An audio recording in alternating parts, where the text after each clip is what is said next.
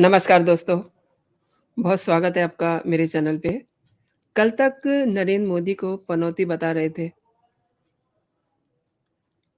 अब अब कांग्रेस की टॉप लीडरशिप गांधी परिवार के सोनिया गांधी और राहुल गांधी कांग्रेस के लिए पनौती बने हुए दिख रहे हैं। क्यों? क्योंकि गांधी परिवार के माँ-बेटा दोनों ही नेशनल हेराल्ड केस में बुरी तरह से फंसे हुए दिख रहे हैं। ईडी ने नेशनल हेराल्ड केस में यंग इंडियन की 751 करोड़ 90 लाख रुपए की प्रॉपर्टी अटैच कर दी है। ये कार्रवाई मनी लॉन्ड्रिंग एक्ट के तहत की गई है और यंग इंडिया में सोनिया राहुल की जो भागीदारी है वो 76% और 24% की है। इस मामले में ईडी ने पिछले साल आपको याद होगा अगस्त में सोनिया और राहुल से और कांग्रेस अध्यक्ष खड़गे से पूछताछ की थी। जांच एजेंसी का ये कहना है कि इन नेताओं के बयान के आधार पे ये कार्रवाई की गई है। 2010 में young Indian private limited organisation बना, जिसने नेशनल हेराल्ड को चलाने वाले एसोसिएटेड जर्नल लिमिटेड का अधिग्रहण किया और नेशनल हेराल्ड केस को सबसे पहले भाजपा नेता सुब्रमण्यम स्वामी ने 2012 में उठाया था। अगस्त 2014 में ईडी ने खुद ही इसका संज्ञान लिया और मनी लॉन्ड्रिंग का केस दर्ज किया। जांच एजेंसी का आरोप है कि एजीएल के पास दिल्ली, मुंबई, लखनऊ में करीब-करीब ये समझ लीजिए कि 661 करोड़ रुपए की अवैध संपत्तियाँ हैं। अब ये सब ऐसे समय में हो गया है जब 3 विधानसभा में चुनाव चल रहे हैं, 2 के तो चलिए हो गए हैं, जबकि लोकसभा के जो चुनाव हैं वो सिर पे हैं। तो आज इसी पे बात करते हैं कि ईडी की कार्रवाई यानी कि प्रॉपर्टी जब्त होने के बाद अब आगे क्या होगा? मेरे आज के बहुत ही खास मेहमान हैं वरिष्ठ पत्रकार अनिल भास्कर जी। उनको मैं जोड़ लेती हूँ और उन्हीं से जानते हैं कि ये सब क्या है और आगे क्या होगा? नमस्कार सर, बहुत स्वागत है आपका मेरे चैनल पे। नमस्कार, नमस्कार। सर, ये अचानक राहुल गांधी और सोनिया गांधी के साथ ये सब क्या हो गया? नहीं देखिए, ये तो बहुत अचानक कुछ ऐसा कुछ नहीं होता है। जब किसी मामले में जी, जांच एजेंसी अपना काम कर रही होती है और हम ये कयास भी नहीं लगा सकते कि एजेंसी उस मामले में कब क्या एक्शन लेगी। तो जो ये ताजा मामला है, जहां 751 करोड़ की संपत्ति, जिसमें एजीएल की भी संपत्ति है और यंग इंडियन की भी संपत्ति शामिल है। यंग इंडियन की तो खैर उसमें लगभग 90 करोड़ की ही संपत्ति है, बाकी सारी संपत्ति जो है वो लगभग 662-67 करोड़ की वो एजीएल की है। अ, तो देखिए, ये जैसे मैंने कहा कि ये एक क्रमिक प्रक्रिया है जांच की। उसमें जो-जो लोगों को सबूत मिलते जाते हैं, जो-जो उनको केस के बारे में नए खुलासे होते जाते हैं, तो वो कार्रवाई क्रमिक स्तर पे आगे बढ़ती जाती है। और ऐसा नहीं कि ये पहली बार हुआ, मतलब इसी केस में 8 साल पहले भी 2015 में जी, जो एजीएल की संपत्ति थी पंचकुला में, जी, अ, जी। वहाँ भी लगभग 64 करोड़ रुपए की जो संपत्ति है वो जब्त की गई थी उनकी। अब ये ताजा मामला जो है जिसमें मुंबई, दिल्ली, लखनऊ ये सारे शामिल हैं, वहाँ जब्ती का हुआ है। तो हम कह सकते हैं कि यह एक जो निर्धारित प्रक्रिया है जांच की, उसका ही एक हिस्सा है और इसको मुझे लगता है कि इस कार्रवाई को कम से कम चुनाव या राजनीति, इससे जोड़कर देखे जाने की आवश्यकता नहीं है। लोकसभा चुनाव सिर पे हैं, तो जैसा कि मैंने शुरू में भी ये कहा कि एक छोटी-सी हार के लिए क्योंकि सारे मैच भारत ने जीते और लास्ट मैच जो है वो नहीं जीत पाए, तो राहुल गांधी ने नरेंद्र मोदी को पनौती बता दिया कि वो वहाँ बैठे हुए थे। तो अब आपको नहीं लगता कि राहुल गांधी भी कांग्रेस के लिए पनौती है? किस तरीके से सँभालेंगे इस पनौती को? हाँ, देखिए, ये मुझे नहीं लगता कि एक से दूसरे की तुलना उसी अंदाज में की जानी चाहिए। राहुल गांधी ने जो कुछ कहा वो निश्चित रूप से अ, हम कह सकते हैं कि निंदनीय है। और जी, कम से कम सार्वजनिक राजनीति जैसे सार्वजनिक जीवन में रहते हुए एक दूसरे के प्रति आपका मतभेद हो वो चलता है, मगर मतभेद ना हो। और मतभेद भी इस स्तर का कि आप एक दूसरे के व्यक्तिगत पे टिप्पणी पर उतर आए और वो टिप्पणी भी बिल्कुल ओछी हो जाए। ये जो आपने जिस शब्द का प्रयोग किया, मैं नहीं इसको दोहराना चाहूंगा, मगर उस शब्द का प्रयोग भारत के दुर्भाग्यपूर्ण हार के बाद से ही सोशल मीडिया पे कुछ जो भाजपा विरोधी लोग थे, उन्होंने इसका प्रसार शुरू किया। ट्रेंड वहां कर तक रहा के है। लिए ठीक है। यस, आप कह सकती हैं कि वो ट्रेंड कर रहा था कुछ स्तर पर। लेकिन देखिए, बहुत सारी चीजें आपके सोशल मीडिया पे ट्रेंड होती हैं, लेकिन कम से कम सेलिब्रिटीज को, कम से कम उन लोगों को जो सार्वजनिक जीवन में सक्रिय हैं और एक अच्छा खासा जिनका देश की राजनीति में मुकाम है, ऐसे लोगों को कम से कम सोशल मीडिया पे ट्रेंड हो रही चीजों से प्रभावित होने से बचना चाहिए और जी। उसके इस्तेमाल से तो कतई कतई बचना चाहिए। हुँ, और हुँ। मैं फिर दोहराऊंगा कि ये बहुत ही शर्मनाक है और हुँ, हुँ। इसकी सर्वथा निंदा होनी चाहिए। जो ईडी का ट्वीट है, वो शाम को करीब-करीब अ, सोशल मीडिया पे आता है 6 बज के 50 मिनट पे, जी। मंगलवार को, राइट? आप इसमें देख सकते हैं कि क्या-क्या कार्रवाई है, वजह है, सब चीज़ें इसमें साफ-साफ स्पष्ट की हैं ईडी ने। अब जी। आपसे मैं ये समझना चाहती हूँ कि ये जो पूरा सीन है, पूरा जो घटनाक्रम है, लोकसभा चुनाव में इस बड़े घटनाक्रम को आप किस तरीके से देखते हैं? देखिए, ये बहुत ही बढ़िया सवाल किया आपने, क्योंकि जैसे जी, मैंने पहले कहा कि हम इस ईडी की कार्रवाई को चुनाव या राजनीति से जोड़कर हम नहीं देख सकते। बट इसके रिपरकशंस जो होंगे, ऑफ़ इसका जो कोर्स। प्रभाव होगा, वो जी, निश्चित रूप से उस पर हम चर्चा भी कर सकते हैं, करना चाहिए भी। जी, और वो निश्चित रूप से इस ऐसी किसी भी घटनाक्रम का राजनीति पर सीधा-सीधा प्रभाव पड़ता ही है। देखिए, एक जो बेहद ज़रूरी बात वो ये है कि हमारी जो राजनीति है, और ख़ास करके जो हमारी चुनाव राजनीति है, जो जी, इलेक्शन पॉलिटिक्स है, उसमें ये जो इलेक्शन पॉलिटिक्स है, ये फैक्ट्स पे नहीं चलता। पिछले जी, जी, लगभग कम से कम मैं 40 साल का तो एग्ज़ाम्पल दे सकता हूँ आपको, जी, जी, कि ये फैक्ट्स पे नहीं चलता, ये परसेप्शन पे चलता है। मतदाताओं का जो मन बनता है, वो भी ऐसा नहीं कि बहुत सारे फैक्ट्स को इकट्ठा करते हैं, एनालिसिस करते हैं और उसके बाद वो कोई मन बनाते हैं कि किस दल के साथ उनको जाना है। जी, कुछ तो जो उनके बुनियादी आधार हैं, जाति धर्म से लेकर क्षेत्रीयता और बाकी चीज़ें, उस पर तो वो निर्भर करते ही करते हैं, उनका मन मत दोनों इस पर निर्भर करता ही है। इसके अलावा जिस पर जो सबसे ज़्यादा चीज़ निर्भर करता है वो है कि उस समय परसेप्शन क्या बना है, किसी भी खास करके दल के मामले में, पार्टी के एग्ज़ैक्टली। मामले में। हुँ, व्यक्तिगत रूप से किसी नेता या किसी उम्मीदवार के मामले में बेशक ये बहुत प्रभावी नहीं होता। लेकिन बड़े स्तर पे हम कहें कि राष्ट्रीय स्तर पे या पार्टी के स्तर पर इसका बहुत व्यापक असर होता है। पिछले कई इलेक्शंस में हम लोगों ने इन चीज़ों को देखा है। बोफोर्स का एग्ज़ाम्पल अपने आप में एक बहुत बड़ा जी, उदाहरण जी, है। जी। 89 का जो इलेक्शन हुआ लोकसभा का, राजीव हुँ, हुँ, गांधी की सरकार के खिलाफ लड़ा गया था वो चुनाव, और राजीव गांधी पर सीधे तौर पर बोफोर्स की दलाली के आरोप लगे थे।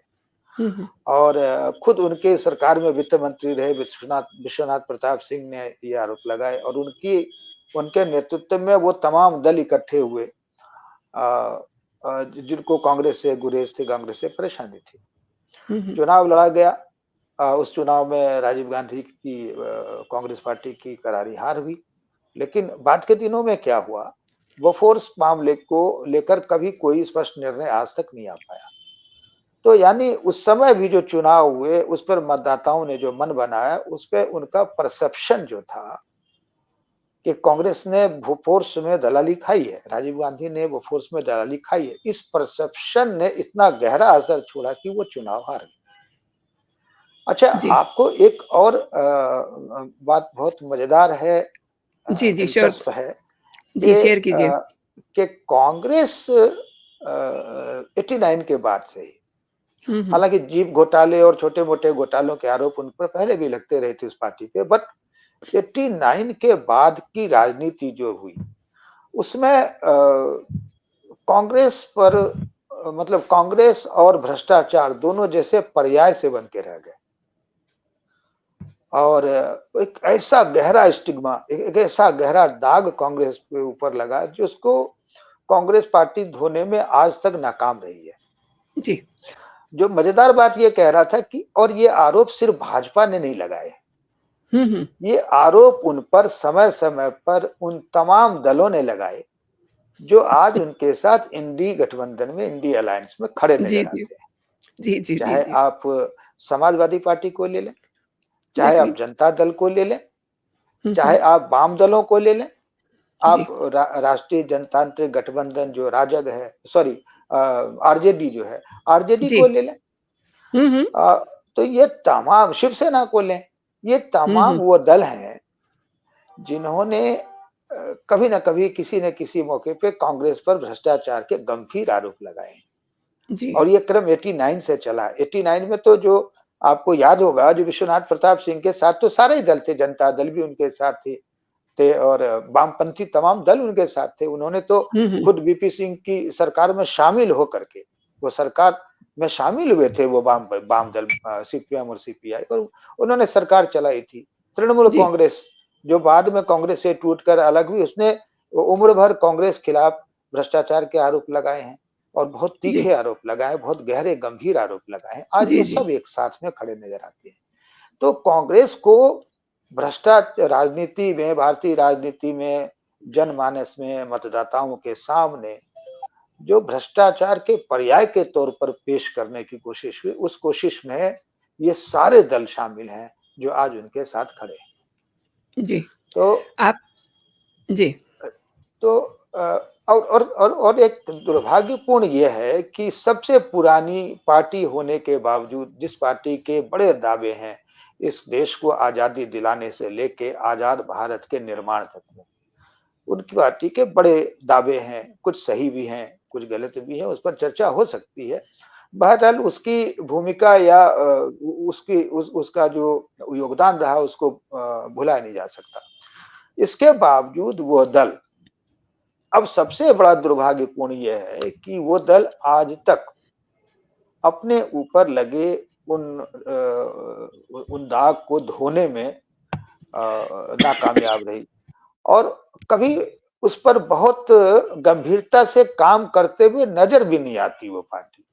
जी। ये ज्यादा चिंता की बात है। अभी आप देखें, जैसे 2 राज्यों में विधानसभा के चुनाव हुए हैं हुँ, हुँ। और दोनों महत्वपूर्ण राज्य हैं। तो मध्य प्रदेश में तो सॉरी छत्तीसगढ़ में क्या हुआ है कि छत्तीसगढ़ में तो बघेल की सरकार जो है वो आज भी कई आरोपों से जूझ रही। उनपे तमाम तरह के आरोप लगे हैं। सबसे लेटेस्ट जो आरोप था वो महादेव, आपको याद होगा, महादेव बेटिंग ऐप जो है उसका आरोप लगा। जी, जी, उससे जी। पहले उनपे उससे उससे पहले 2000 करोड़ के जो है शराब घोटाले का भी आरोप है। आम आदमी पार्टी के ऊपर तो शराब घोटाले का आरोप बाद में आया। उससे जी। पहले जो है वो छत्तीसगढ़ की भूपेश बघेल सरकार उसको झेल चुकी है।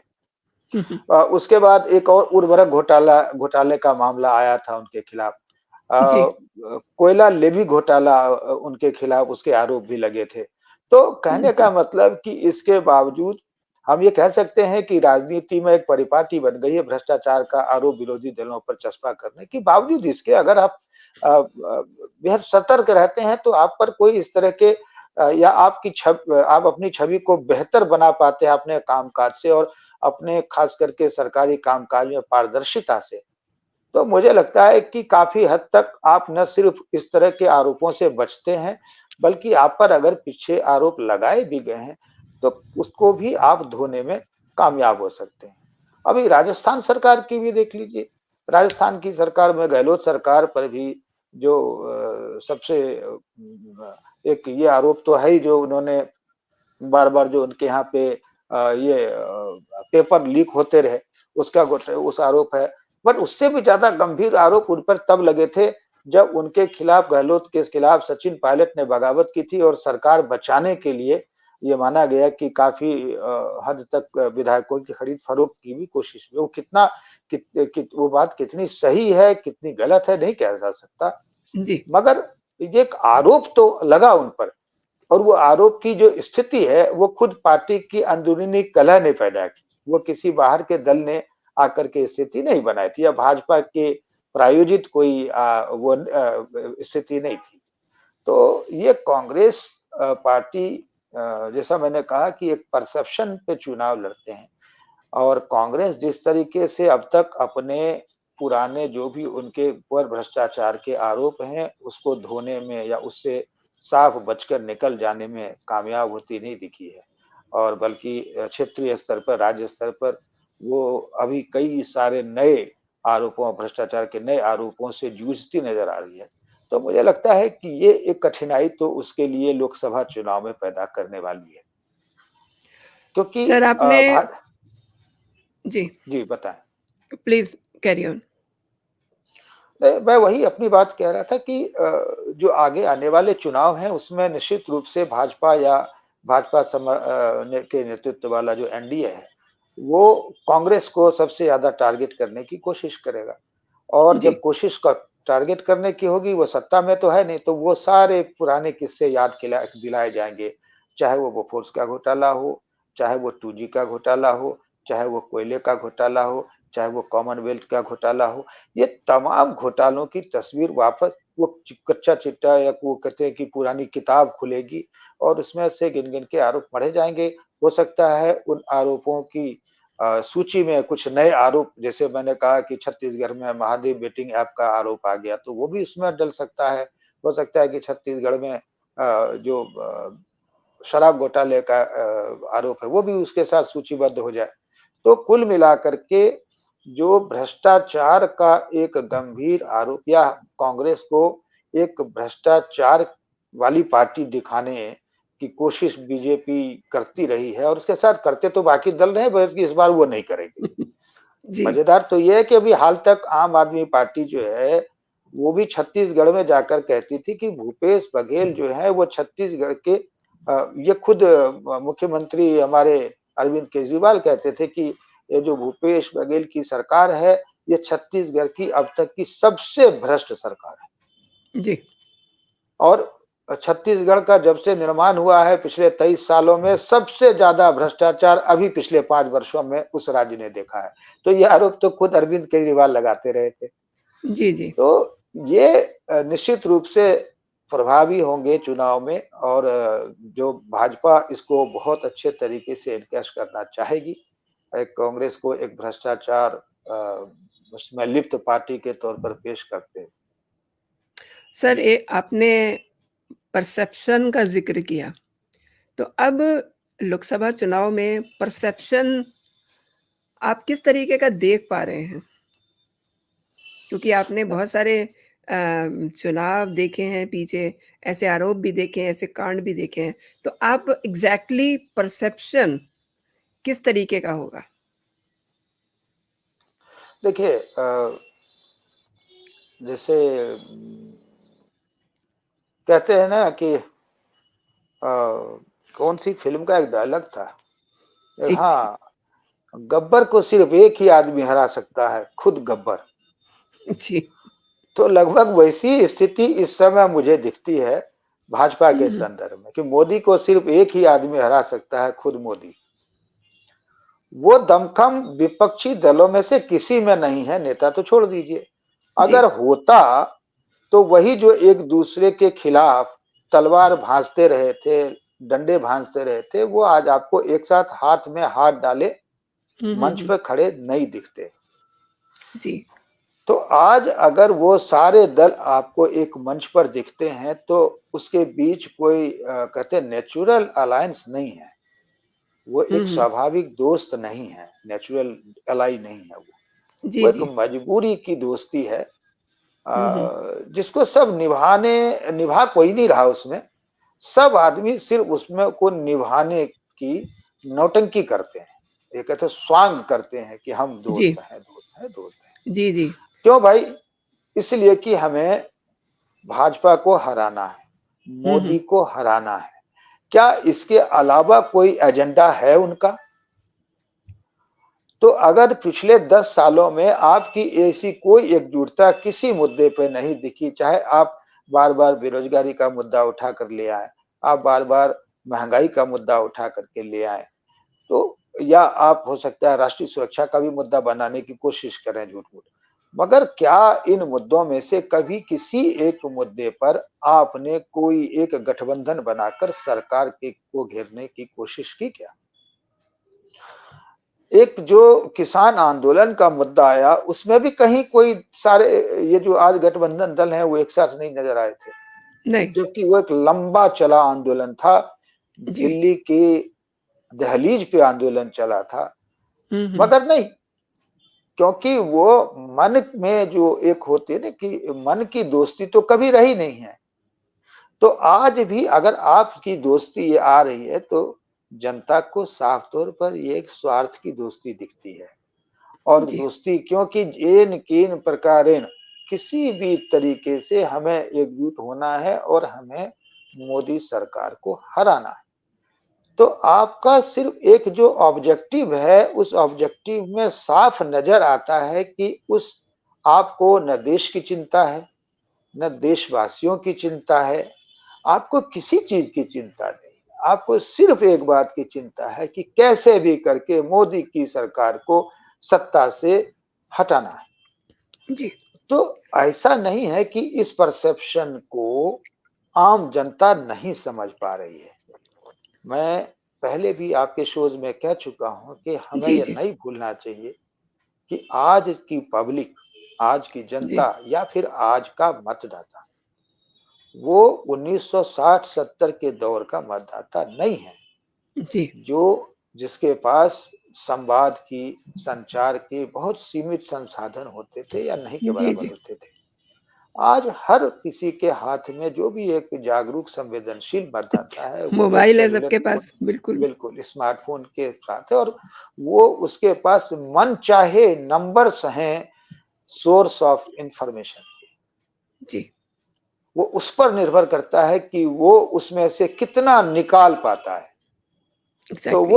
वो समाचार, सूचना, जानकारी के एक अथाह समंदर में है, गोते लगाने को स्वतंत्र है वो। तो जी, जी। अब हमें ये मानना चाहिए कि हम जो कुछ भी करते हैं, जो कुछ भी कहते हैं, कोई भी दल, वो या उनकी जो कोई मंशा भी होती है, अब वो बहुत दिनों तक पहेली या रहस्य के रूप में नहीं रह पाती है। वो हो सकता है कि उसको 2 दिन लगे, 4 दिन लगे, महीना दिन लगे, बट उसकी कलई खुल कर के उस पब्लिक के सामने, उस मतदाता के सामने में उजागर हो ही जाती है। अब आप जुमा-जुमा कितने दिन हुए इंडिया अलायंस को बने हुए? जी, मैं उसी पे आ रही थी। जी। मगर आपने देखा कि सिर फुटअव्वल न सिर्फ शुरू हुआ, हुँ, हुँ। बल्कि सिर फुटअव्वल एक अच्छे खासे मुकाम तक जा पहुँचा, जी, बिल्कुल। जहाँ अब खुलकर अखिलेश यादव की पार्टी और कांग्रेस की पार्टी खुलकर एक-दूसरे बहुत को ज़्यादा गालियाँ लड़ाई दे हुई। रहे जी, जी। हैं। आम आदमी पार्टी के साथ वही स्थिति बनी। फिर बाद के दिनों में चल कर के नीतीश कुमार जी का जो रवैया लोगों को दिखा, उसमें भी कहीं न कहीं वही झलक दिखी। तो ये जो प्रमुख दल हैं, ये समाजवादी पार्टी की बात करें, आम आदमी पार्टी की बात करें या हम जनता दल जेडीयू की बात करें, अ, तो ये प्रमुख दल हैं उस संगठन, उस सॉरी गठबंधन के। हुँ, हुँ। और इनके बीच की दोस्ती को बड़ा जोर-शोर से बड़े नारेबाजी के साथ भारत ये हो जाएगा तो जीतेगा फलाना और ढिमकाना, वो सब कुछ जीतेगा इंडिया है क्या? बड़े पता नहीं क्या था वो स्लोगन, मुझे तो अब जी, स्लोगन भी याद बढ़ेगा, नहीं आ रहे। बढ़ेगा हाँ, इंडिया, पता नहीं क्या-क्या था, अब तो सब तो भूल नहीं, गए। नहीं वो इनके इनका जो स्लोगन बना था जब ये बेंगलुरु की इनकी जो जी, जी। बैठक हुई थी उसमें एक पीछे कि उन्होंने स्लोगन अपने बैकड्रॉप में लगाया था जिसमें वो जी, क्या जी। जीतेगा इंडिया या कुछ उस तरह बढ़ेगा से। इंडिया, कुछ इस टाइप का था। हाँ, हाँ, कुछ उस तरह मामला था। हुँ, अब हुँ। वो बात तो तब बड़ी-बड़ी दावे हुए लेकिन वो दावे की कलई बहुत जल्दी खुलती चली गई। जी। हो सकता है कि ये 70s के दौर में इतनी जल्दी लोगों तक बात ना पहुँची, मगर जी, आज जी। तो कहीं एक छोटी-सी चिंगारी है, तो उसकी तपिश विश्व के दूसरे सिरे तक महसूस की जा सकती है। एग्ज़ैक्टली। हम इतने गहरे गुथे हुए हैं समाचार से सॉरी संचार माध्यमों के ज़रिए। बिल्कुल, तो बिल्कुल। अब इसलिए मैंने कहा कि ये दौर अब 70s 80s का नहीं है, जब मतदाता हमारे अब पूरी तरह जागरूक हैं और उनको वो न सिर्फ उन तक खबरें पहुँचती है बल्कि उसको वो बेटर एनालाइज़ करने की क्षमता भी रखते हैं। तो इसका जो असर है, वो निश्चित रूप से कांग्रेस के खिलाफ पड़ेगा। कांग्रेस के खिलाफ जो चुनाव में कांग्रेस की जो हम कह सकते हैं कि उसकी उपलब्धियाँ बनेगी, उसके खिलाफ पड़ेगा असर। सर, आपने थोड़ा बहुत टच किया इंडी अलायंस को, लेकिन इंडी अलायंस में जो सबसे बड़ा पार्ट है, वो है कांग्रेस का। तो ऐसे जी। में मतलब इस इंडी अलायंस का आप क्या पिक्चर देख रहे हैं? ये सब जो हो गया है। देखिए, आपको ये नहीं भूलना चाहिए कि जब इंडी अलायंस का गठन हुआ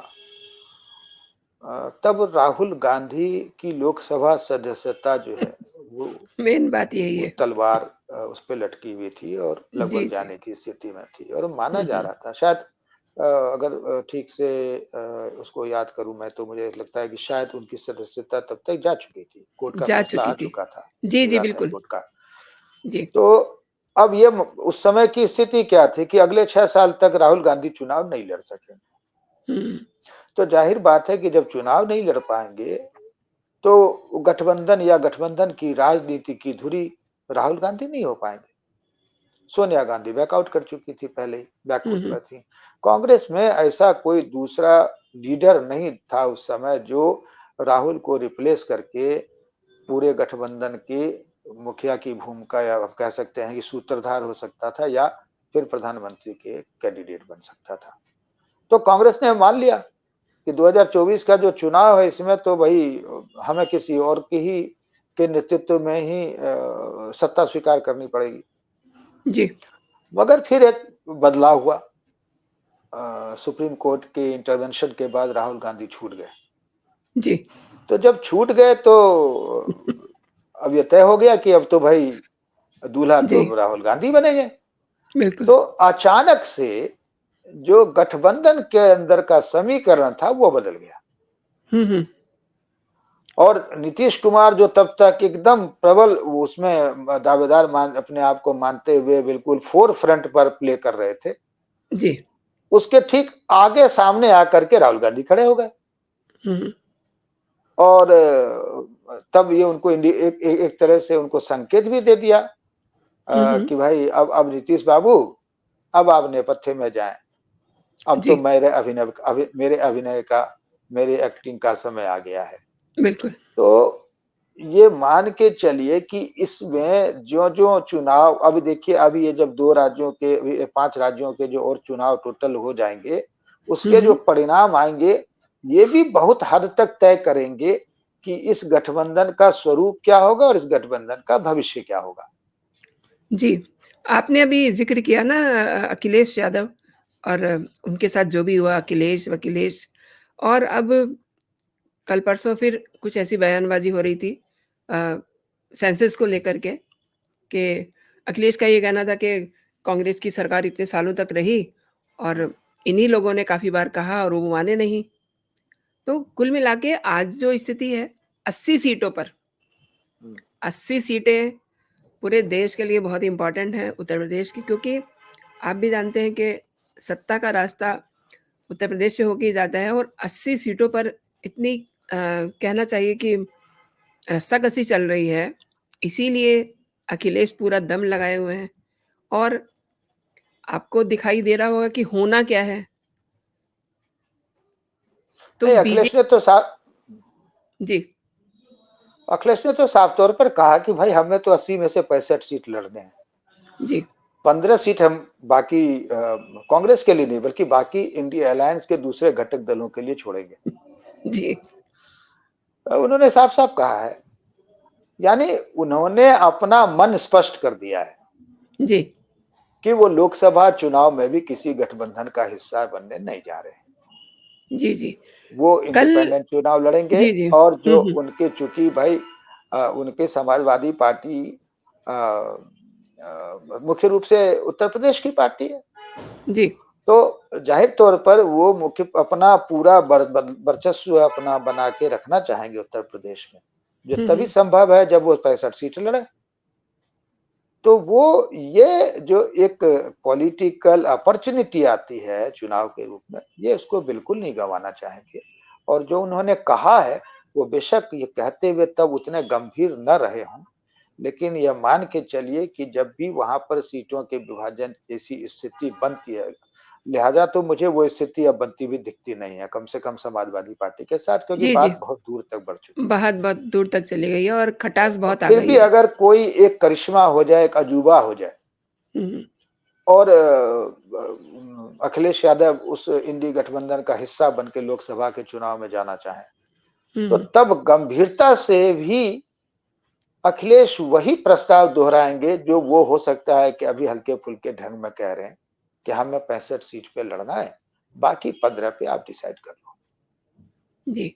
चलते-चलते सर एक चीज़ मैं और जानना चाहूँगी, मैं फिर उसी मुद्दे पे आती हूँ, ईडी की जो कार्रवाई है, अब ये जी। मसला कोर्ट में जाएगा, कई सारे हुँ। इसमें स्टेप्स रहेंगे, तो आप कांग्रेस का भविष्य किस तरीके से देखते हैं? क्योंकि बेचारे राहुल गांधी ने तो बहुत कुछ किया अपनी प्रोफ़ाइल चमकाने के लिए और हुँ। मतलब धान बोए, कहीं मैकेनिक बने, तो कहीं कुछ किया, मतलब काफ़ी कोशिश करी, जोड़ो-तोड़ो यात्रा भी उन्होंने की। तो आप भविष्य किस तरीके से देखते हैं कांग्रेस का? देखिए, इस मामले को लेकर कांग्रेस को जो डेंट हो सकता था पॉलिटिकली, मुझे लगता है वो तो शायद हो चुका। अब उसमें क्योंकि ये क्रमिक मैंने कहा ना कि पहले भी 68 करोड़ 64 करोड़ रुपए की पंचकुला में संपत्ति ईडी जब्त कर चुका है। तो जी, उस क्रम में एक ये जब्त करने का एक नया कार्यक्रम हुआ, जो भी हुआ नया नई कार्रवाई हुई है। तो अब इसका अलग से कोई बहुत विशेष प्रभाव होगा, मुझे तो उसमें थोड़ा संशय है। लेकिन हाँ, इस पूरे प्रकरण का असर तो है। और अब कोर्ट भी इसमें शामिल है ही। भई सबसे पहले तो मामला कोर्ट में ही गया था ना, पटियाला हाउस कोर्ट एग्ज़ैक्टली, में सुब्रमण्यम एग्ज़ैक्टली। स्वामी ने 2012 में एक केस जी, दर्ज कराया था। उसमें जी। उन्होंने खास 5-6 लोगों को उसमें उन्होंने जी, एक्यूज़ जी। बनाया था। उसमें ऑस्कर फर्नांडी मतलब राहुल, 2 सोनिया तो लोग थे ही। 2 लोग तो चले गए उसमें, ऊपर पहुँच गए हाँ, हैं, अब ये मोतीलाल वोरा जी बचे। का निधन हो गया जी, उसमें जी, और शायद एक सुमन दुबे उनका भी पता नहीं और जी, जी, ऑस्कर फर्नांडीज़ तो खैर जी। तो ये सारे लोग उसमें आरोपी बनाए गए थे हुँ, हुँ। और उसमें से कोर्ट ने ही तब 2014 में जब सब कुछ देखने के बाद, सुनवाई के बाद उन्होंने इन लोगों को समन भी किया था, उसमें राहुल को, सोनिया को, हुँ, हुँ। बोरा जी को और सैम जी, पित्रोदा को और सुमन दुबे को, जी, इनको जी। उन्होंने समन किया था उस समय और हुँ, तब हुँ। से ये कार्रवाई जो है वो अदालत में भी चल रही है, बाद में ईडी की एंट्री इसमें हुई है। हुँ, तो हुँ। अब अगर ईडी मान लीजिए ऐसे पुख्ता सबूत के साथ कोर्ट में पेश हो जाए, जहाँ ये स्पष्ट हो जाए कि नहीं-नहीं ये साहब जो ये जो यंग इंडिया वर्सेस एजेएल का मामला है, ये पूरी तरह फैब्रिकेटेड है हुँ, और हुँ। इसमें कुल मिलाकर के जो बेसिकली अभी जो ईडी केस कर रही है, वो मनी लॉन्ड्रिंग का केस वो लेकर आगे बढ़ रही है। तो अगर वो उसको जी। प्रूव कर दे, हुँ, कोर्ट हुँ। में यह बात स्थापित कर दे ईडी तब मुझे लगता है कि कांग्रेस पार्टी खास करके राहुल और सोनिया गांधी के लिए एक बहुत बड़ी मुश्किल होने वाली है और वो मुश्किल जितनी बड़ी उनके लिए होगी उतनी बड़ी वो कांग्रेस पार्टी के लिए होगी। सर बहुत-बहुत शुक्रिया आपका मेरे शो के लिए समय निकालने के लिए और दर्शकों को आपने बहुत बेहतरीन जानकारी दी। बहुत-बहुत धन्यवाद आपका। जय जी, हिंद, जय नमस्कार, भारत। धन्यवाद। धन्यवाद।